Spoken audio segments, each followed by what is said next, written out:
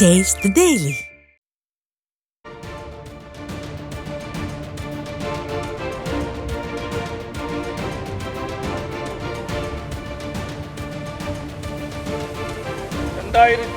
சட்டமன்ற பொதுத்தேர்தலின் போது திமுக சார்பாக கொடுக்கப்பட்ட 525 அறிவிப்புகளில் இதுவரை சுமார் ஒரு 10% அறிவிப்புகள் கூட நிறைவேற்றப்படவில்லை. நான் ஊடகத்தின் வாயிலாக, பத்திரிகையின் வாயிலாக, சட்டமன்றத்திலும் திராவிட முன்னேற்ற கழகம் அறிவிக்கப்பட்ட அந்த தேர்தல் அறிவிப்புகள் எதது நிறைவேற்றப்பட்டன, அதற்கு வெள்ளை அறிக்கை வெளியிட வேண்டும் என்று வலியுறுத்தினேன். இதுவரை அதற்கு எந்த பதிலும் இல்லை. ஆனால் பத்திரிகையிலும் ஊடகத்திலும் திரு ஸ்டாலின் அவர்கள் திராவிட முன்னேற்ற கழக ஆட்சியில் திராவிட முன்னேற்ற கழகத்தின் சார்பாக கொடுக்கப்பட்ட வாக்குறுதிகள் 98% நிறைவேற்றப்பட்டு விட்டதாக ஒரு பச்சை பொய்யை சொல்லிக் கொண்டிருக்கின்றார். ஊடக நண்பர்களுக்கும் தெரியும், பத்திரிகை நண்பர்களுக்கும் தெரியும். இன்றைக்கு மாணவர்கள் வங்கியில் வாங்கிய கடன் ரத்து செய்யப்படும் என்ற அறிவிப்பு நிறைவேற்றப்படவில்லை. அதேபோல 100 நாள் வேலை திட்டத்தை 150 நாளாக உயர்த்தப்படும் என்று சொன்னார்கள். அதுவும் நிறைவேற்றப்படவில்லை. 100 நாள் வேலை திட்டத்தில் பணிபுரிகின்ற அந்த தொழிலாளர்களுக்கு ஊதியம் உயர்த்தப்படும் என்று குறிப்பிட்டார்கள். அதுவும் உயர்த்தப்படவில்லை. ரேஷன் கடையிலே ஆட்சி பொறுப்பேற்ற பிறகு கூடுதலாக 1 கிலோ சர்க்கரை வழங்கப்படும் என்று தேர்தல் நேரத்தில் தெரிவித்தார்கள். அதுவும் வழங்கப்படவில்லை. இப்படி பல முக்கியமான அறிவிப்புகள் கூட திமுக ஆட்சியிலே நிறைவேற்றப்படவில்லை. அதற்காகத்தான் வெள்ளை அறிக்கையை நாங்கள் கேட்டோம். இதுவரை திராவிட முன்னேற்ற கழக தலைவர், தமிழகத்தினுடைய முதலமைச்சர் திரு ஸ்டாலின் அவர்கள் இதற்கு இன்னும் பதிலளிக்கவில்லை.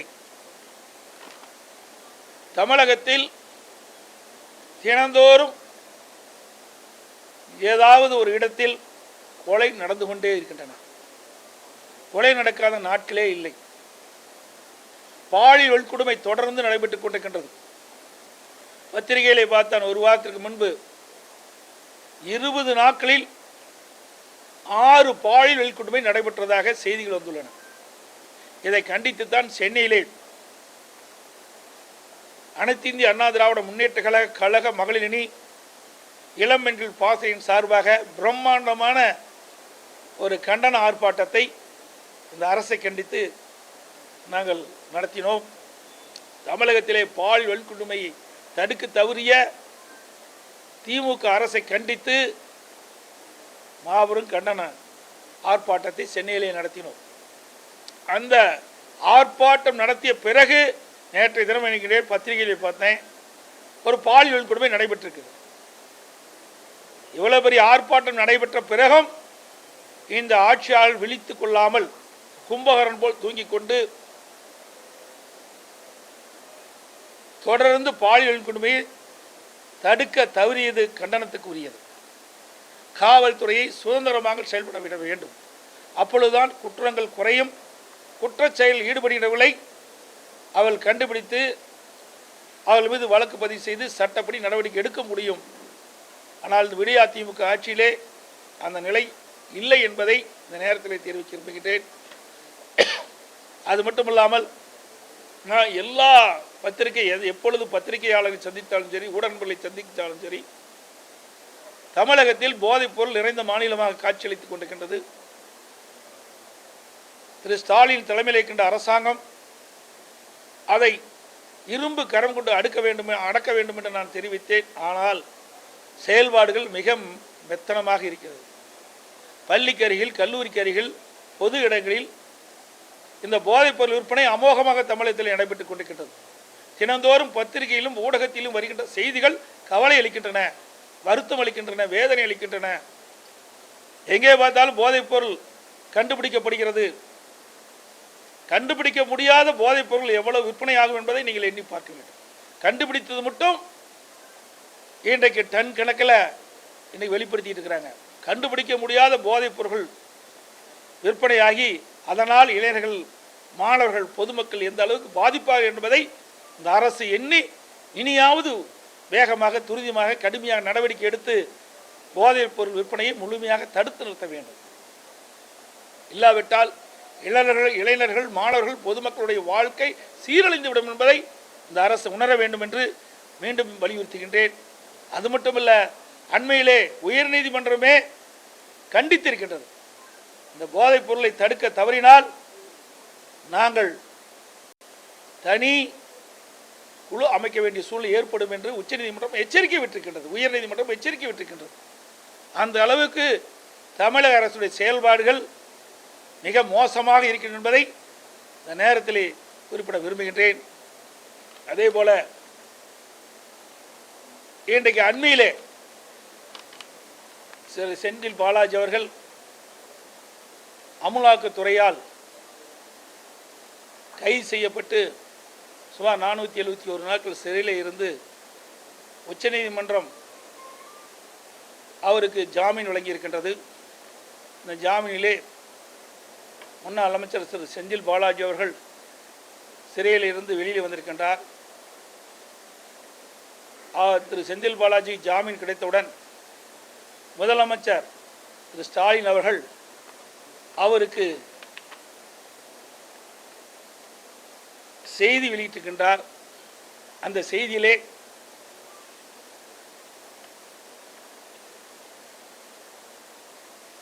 ஆருயிர் சகோதரர் வி செந்தில் பாலாஜி அவர்களுக்கு 471 நாட்களுக்கு பிறகு உச்சநீதிமன்றத்தில் பிணை கிடைத்திருக்கு என்பதாகவும்,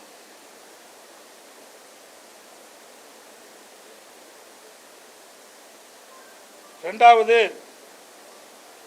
அவரை வருக வருக என்று வரவேற்றும், அதோடு உன் தியாகம் பெரியது, உறுதி அதனினும் பெரியது என்றார். தியாகம் என்ற சொல்லுக்கே மரியாதை இல்லாத போச்சு.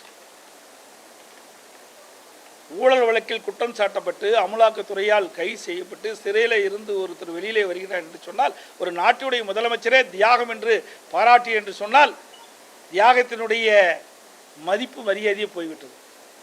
தியாகம் என்று சொன்னால் நாடு சுதந்திரம் பெறுவதற்காக தன்னையே அர்ப்பணித்துக் கொண்டு உயிர் நீத்த அந்த மாமனிதருக்கு தான் தியாகம் என்ற சொல் பொருந்தும். அப்படிப்பட்ட சொல்லை ஊழலால் கைது செய்யப்பட்டு, ஊழல் செய்தவர்கள் கைது செய்யப்பட்டு சிறையில் இருந்து வெளிவந்ததற்கு அதை அந்த தியாகம் என்ற சொல்லை பயன்படுத்துவது வெட்கக்கேடான் என்பதுதான் இந்த நேரத்தில் தெரிவிக்க விரும்புகின்றேன்.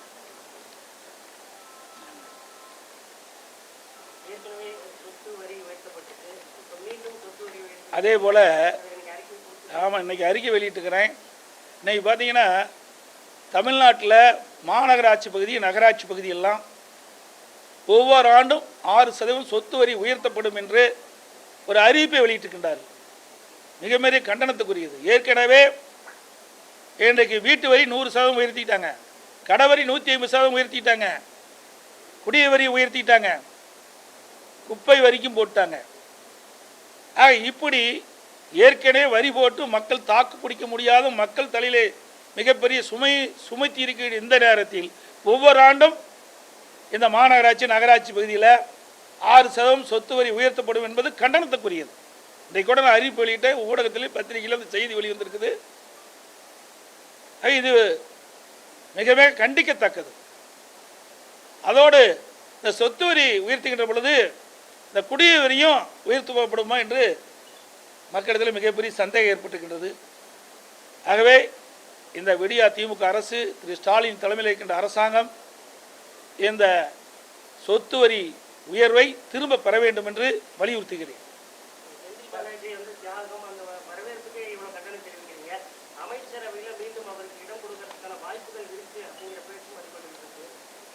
அமைச்சராக்குனா மக்கள் பார்த்துக்குவாங்க. மக்கள் தான் எஜமானர்கள். மக்கள் முடிவு தான் இறுதியானது. மக்கள் தீர்ப்பே மகேஷ் தீர்ப்பு. நாட்டு மக்கள் பார்த்து கொண்டிருக்கின்றார்கள். ஒவ்வொரு ஆட்சியும் கண்காணித்துக் கொண்டிருக்கின்றார்கள். இந்த ஆட்சியுடைய நிலைமையை மக்கள் எப்படியெல்லாம் ஆட்சி நடக்கிறது என்பதையெல்லாம் கவனித்துக் கொண்டிருக்கிறார். தமிழ்நாட்டு மக்கள் விழிப்புணர்வுகள். அப்படிப்பட்ட மக்கள் இப்படி ஊழல் செய்யப்பட்டு சிறையில் இருந்து வெளியே வந்தவர்களுக்கு இன்றைக்கு அமைச்சர் பொறுப்பு கொடுத்தால் அவர்கள் தேர்தல் நேரத்தில் என்ன செய்ய வேண்டுமோ அதை செய்வார்கள்.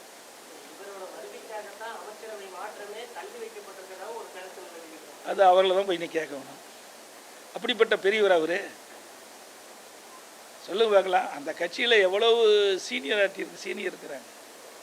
இன்றைக்கு திராவிட முன்னேற்ற கழகத்தை வளர்ப்பதற்காக எவ்வளவு போராடியவர்கள் இருக்கிறார்கள், உழைத்தவர்கள் இருக்கின்றார்கள். அவர்களுக்கெல்லாம் இப்படிப்பட்ட தியாக பட்டமே கிடையாது. பல கட்சிக்கு போயிட்டு வந்தவருக்கு தான் தியாக பட்டம். ஏன்னா அவர் பொறுப்பில் இருக்கின்ற பொழுது அதிகமாக கவனிச்சிருப்பார் போல் இருக்குது மேல் மட்டத்தை. அதனால தான் அவருக்கு இவ்வளோ பெரிய வரவேற்புலாம் இருப்பதாக மக்கள் பேசிக்கொள்கிறாங்க.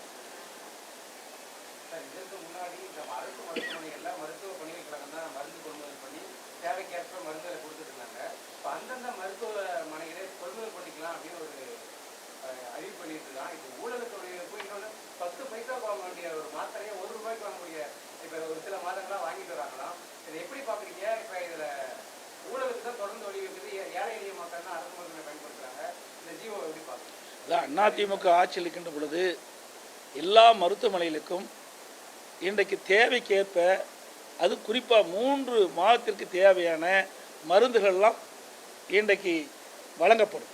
ஒட்டுமொத்தமாக வாங்கி வழங்கப்படும். அப்பொழுது இது மாதிரி ஊழலுக்கே வழிவகுக்காது. ஆனால் இன்றைக்கு திரு ஸ்டாலின் தலைமைக்கின்ற அரசாங்கத்தில் ஊழலுக்கு இடமளிக்கின்ற விதமாக நீங்கள் குறிப்பிட்டீங்களா 10 பைசாவுக்கு விலை நிர்ணயிக்கக்கூடிய அந்த மாத்திரையை ₹1 கொடுத்து இன்னைக்கு விலைக்கு வாங்க சொல்கிறீங்க. இதெல்லாம் அனைத்து இந்திய அண்ணா திராவிட முன்னேற்ற கழக அரசு அமைந்த பிறகு விசாரிக்கப்படும். இது கண்டிக்கத்தக்கது. ஏழை மக்கள் தான் அதிக அளவிலே அரசு மருத்துவமனையில் சிகிச்சை பெறாங்க. அப்படிப்பட்டவர்களுக்கு நல்ல மருத்துவ சிகிச்சை கொடுக்க வேண்டும். அவர்களுக்கு தேவையான மருந்து மாத்திரைகள் வழங்கப்பட வேண்டும். இதிலே போய் ஊழல் செய்வது என்பது ஏற்றுக்கொள்ள முடியாத ஒன்று. ஆமாம், 11 இப்போ இருக்கிற மெடிக்கல் காலேஜில், பல மெடிக்கல் காலேஜில் இன்னும் டீனை நியமிக்கலை. இன்றைக்கு பார்த்தீங்கன்னா அதிமுக ஆட்சியில் இருக்கின்ற பொழுது 35,000 பேர் நியமித்தோம்.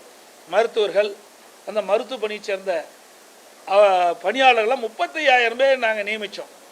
அதனால் ஆங்காங்கே இருக்கின்ற மருத்துவமனையில் நோயாளிகளுக்கு முறையாக சிகிச்சை அளிக்கப்பட்டது, முறையாக மாத்திரை மருந்து வழங்கப்பட்டது. ஆனால் இந்த ஆட்சி வந்த பிறகு இந்த துறையில் இருக்கிற அமைச்சர் இருக்கார் பாருங்களா, நாளைக்கே பேட்டி கொடுப்பார், உடனே அறிக்கை கொடுப்பார். வேண்டுமென்ற திட்டமிட்டு எதிர்க்கட்சி தலைவர் ஒரு தவறான தகவலை கொடுப்பார் என்று அறிக்கை கொடுப்பார். அதோடு சரி. ஆனால் என்ன காரணத்திற்காக எதிர்க்கட்சி தலைவர் இந்த ஊடகத்தின் வாயிலாக, பத்திரிகையின் வாயிலாக இந்த குற்றச்சாட்டை சொன்னார்? அதை விசாரித்து ஆய்வு செய்து அதை சரிப்படுத்தினா ஒரு நல்ல அரசாங்கம். அதெல்லாம் அவர்களுக்கு கிடையாது. நாங்கள் ஒரு கருத்தை சொன்னால் அதற்கு எதிர்ப்பு கருத்து சொல்வதுதான் நம்முடைய வழக்கம். மக்களை பற்றி கவலைப்படாத ஒரு அரசாங்கம். இன்றைக்கு பல மருத்துவமனையில் டீனே நியமிக்கலை. இதனால் அங்கே செயல்பாடு மோசமாயிட்டது. அதோட அண்மையில் இன்றைக்கு நீதிமன்றமே ஒரு கருத்து சொல்லியிருக்கு. சட்டக்கல்லூரியை நாம் திறந்தாச்சு. அதற்கும் இன்றைக்கு அந்த முதல்வர் தான் போடலை. சட்டக்கல்லூரிக்கு அந்த முதல்வர் பணி போடலை, இன்னும் வேகண்டாக தான் இருக்குது. அதுக்கு தேவையான ஆசிரியர்கள் நியமிக்கலை. அது உயர்நீதிமன்றம் கண்டிச்சிருக்குது. ஆக இந்த ஆட்சியில் எல்லா துறையிலுமே நிர்வாக சீர்கேடுகள் அதிகரிக்குது. ஒவ்வொரு துறையிலும் ஒரு பிரச்சனை இருந்துகிட்டு இருக்குது. அதையெல்லாம் சரி செய்ய இந்த அரசு இல்லை, ஒரு செயல்படாத அரசாங்கம் தான் பார்க்கறது. அதனால தான் ஏற்கனவே ஒரு பொம்மை முதலமைச்சர், திறமையற்ற ஒரு முதலமைச்சர் இந்த நாட்டை ஆளுகின்ற காரணத்தினால இப்படிப்பட்ட நிகழ்வுகள் தமிழகத்தில் நடைபெற்றுக் கொண்டிருக்கின்றன.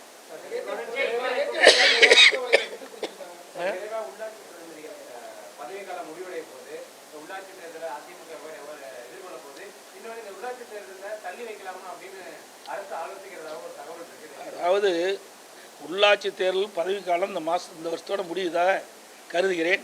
அப்படி உள்ளாட்சி தேர்தல் முடிந்தால் அனைத்து இந்திய அண்ணா திராவிட முன்னேற்ற கழகம் உள்ளாட்சி தேர்தலை சந்திக்கும். தள்ளி போகுமா இல்லை என்பதெல்லாம் இப்பொழுது தெரியாது. அது அரசாங்கத்தினுடைய இதுதான், நிலைப்பாடு தான். என்ன காரணத்துக்கு தள்ளி வைப்பால் என்பது தெரியாது. ஆனால் அனைத்து இந்திய அண்ணா திராவிட முன்னேற்ற கழகம் உள்ளாட்சி தேர்தலை சந்திக்க தயாராக இருக்கிறது. அதாவது தான் தமிழகத்தில் கொலை கொள்ளை அதிகரித்து விட்டது. நான் ஏற்கனவே சட்ட ஒழுங்கு அடியோடு சீர்கட்டு விட்டது. ஆக ஒரு கண்டெய்னர்லேயே திட்டம் போட்டு வெளி மாநிலத்தைச் சேர்ந்தவர்கள் ஏடிஎம்மில் கொள்ளையடிக்க வந்திருக்கிறாங்க. அந்த கொள்ளை கும்பலை பிடிக்கின்ற போது சுட்டு பிடித்திருக்கின்றார்கள். ஆகவே காவல்துறையை நான் பாராட்டுகின்றேன். இப்படி காவல்துறைக்கு முழு சுதந்திரம் கிடைக்க கொடுத்தால் தமிழகத்தில் சட்ட ஒழுங்கு நிலைநாட்டப்படும். ஆனால் விடியா திமுக ஆட்சியில் இன்றைக்கு காவலர்களுக்கு, உயர் காவலர்களுக்கும் பதவிகளுக்கு முழுமையான சுதந்திரம் கிடைக்கப்படவில்லை. அதனால தான் சட்ட ஒழுங்கு தமிழகத்தில் சீர்கட்டுகின்றது.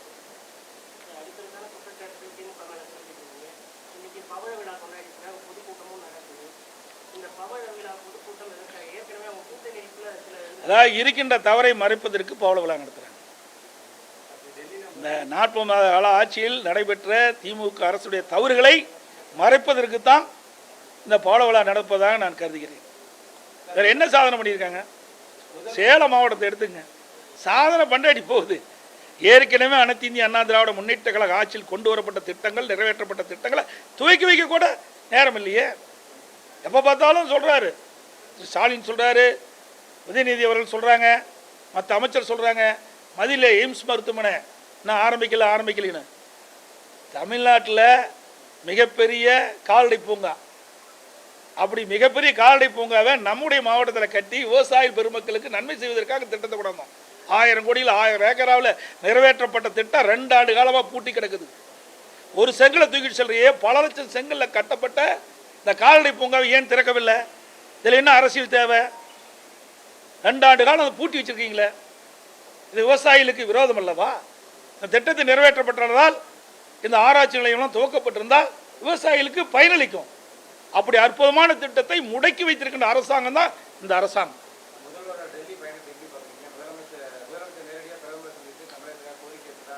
அவர் என்ன கோரிக்கை வச்சார்னு அவருக்கு தானே தெரியும். உள்ள பிரைம் மினிஸ்டரும் முதலமைச்சர் தானே பேசிகிட்டு இருந்தாங்க. வெளியில் வந்து பேட்டி கொடுக்குறாரு, அதான் நான் பார்த்தேன் ஊடகத்தின் வாயிலாக, பத்திரிகையின் வாயிலாக. அவர் நிதி கேட்டதாக சொல்கிறாரு. ஏற்கனவே இங்கே இருக்கும்போது நிதி கேட்டார், பிரைம் மினிஸ்டர் வரும்போதும் கூட்டத்தில் நிதி கேட்டார். இப்பொழுது போய் நேரடியாகவும் அங்கே போய் கேட்டிருக்காரு. நிதி கொடுப்பாங்களான்னு பார்க்கலாம், பொறுத்திருந்து பார்க்கலாம்.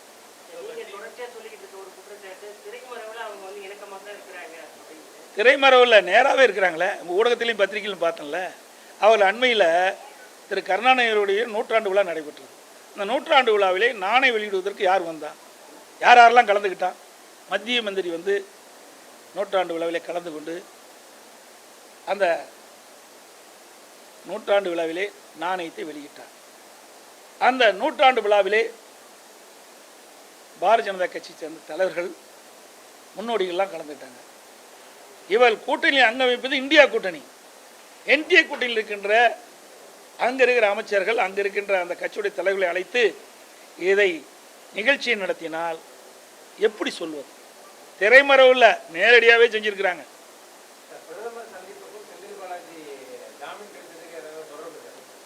அந்த இது வந்து நீங்கள் கேட்குற கேள்வி பதில் சொல்ல முடியாத கேள்வி. தொடர்பு இருக்குதா இல்லையா என்பது எப்படி சொல்ல முடியும்? அது நீதிமன்றம், அது உச்ச நீதிமன்றம். உச்சநீதிமன்றத்துக்கும் இதுக்கும் இவர்கள் நீங்கள் கேட்குற கேள்விக்கும் சம்மதம் இல்லை. உச்சநீதிமன்றத்தில் ஏற்கனவே ஒரு வழக்கு நடைபெற்று கொண்டிருக்கின்றது. அவர் ஜாமீன் கேட்டு வழக்கு தொடர்ந்தார். அந்த ஜாமீன் இதில் 7 நிபந்தனைகளின் அடிப்படையில் தான் அவர் வெளியே வந்திருக்கிறார். ஆனால் இன்னொன்று என்னென்னா, இந்த 7 நிபந்தனையும் யார் கவனிக்க வேணும்னா தமிழ்நாடு காவல்துறை தான். ஆனால் இந்த தமிழ்நாடு காவல்துறை வைக்கின்ற பொறுப்பு யாருன்னா முதலமைச்சர் ஸ்டாலின் இருக்குது. அவரே தியாகம் படைச்சவருங்கிறார், அவரே வருகிறார். அப்படி இந்த 7 நிபந்தனைகளை திரு பாலாஜி அவர்கள் மீறுகின்ற பொழுது நடவடிக்கை எடுப்பாங்களா? எப்படி நடவடிக்கை எடுப்பாங்க? இந்த முதலமைச்சர் ஏற்கனவே தியாகம் சொல்லிட்டார. ஆக இந்த 7 நிபந்தனைகளை மீறுகின்ற பொழுது ஜாமீன் ரத்து செய்யப்படும் என்று அந்த நிபந்தனையின் அடிப்படையில் தான் உச்சநீதிமன்றம் அவருக்கு ஜாமீன் வாங்கியிருக்குது திரு பாலாஜி அவர்களுக்கு. ஆக அவர் ஒரு பொறுப்புக்கு வந்தால் வர்றாங்களா இல்லையாங்கன்னு நமக்கு தெரியாது. முதலமைச்சருடைய பரிந்துரையின் பேரில் மேதக ஆளுநர் திரு பாலாஜி அவர்களுக்கு அமைச்சர் பதவி பிரமாணம் செய்து வைத்தால் அவர் பதவியில் இருக்கின்ற பொழுது வாரத்திற்கு 2 நாள், திங்கட்கிழமை வெள்ளிக்கிழமை என்று கருதுகிறேன், நேரடியாக அமலாக்கத்துறை அலுவலகத்துக்கு சென்று கையொப்பமிட வேண்டும். மாதத்திற்கு ஒரு முறை சனிக்கிழமை என்று அந்த விசாரணைக்கு அழைக்கப்படும் போது செல்ல வேண்டும் என்று சொல்லியிருக்கிறாங்க. அப்படி ஒரு அமைச்சர் பொறுப்பேற்றுகின்ற போது எப்படி காவல்துறை அவர்களை கையாள முடியும்? அவர் ஏதாவது நிபந்தனைக்கு மீறினால் தமிழ்நாடு காவல்துறை அவர் மீது நடவடிக்கை எடுக்குமா? எடுக்காது. ஏன்னா முதலமைச்சரே அவருக்கு வரவேற்கிறாரு, முதலமைச்சரே தியாகம் என்று சொல்றாரு.